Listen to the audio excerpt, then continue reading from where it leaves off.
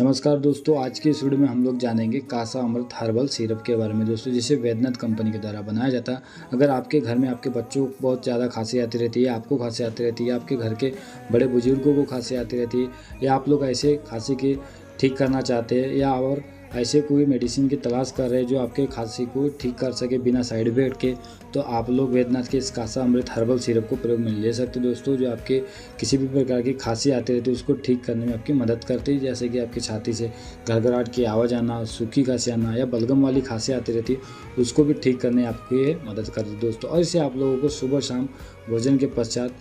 10 ml दिन में 2 बार लेना रहता है दोस्तों। अगर इन्फॉर्मेशन अच्छी लगी हो दोस्तों तो वीडियो को लाइक करें, शेयर करें और मेरे यूट्यूब चैनल को सब्सक्राइब करना ना भूलें दोस्तों।